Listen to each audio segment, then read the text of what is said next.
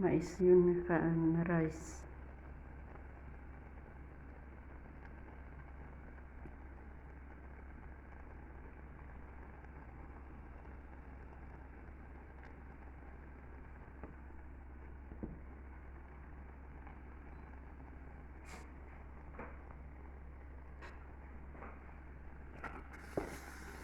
Parang basa.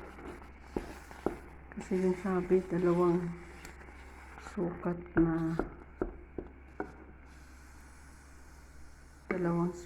na bigas. Isang sukat pala ng bigas. Dalawa yung tubig. Pero parang basa. Ayun yun ang sabi. Try ka.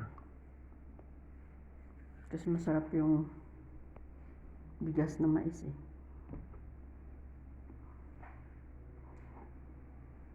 Sana maluto yun ng maayos.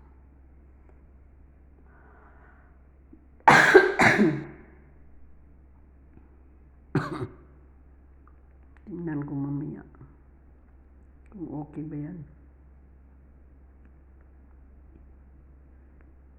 Kasi masarap na yung bigas na mais kainin.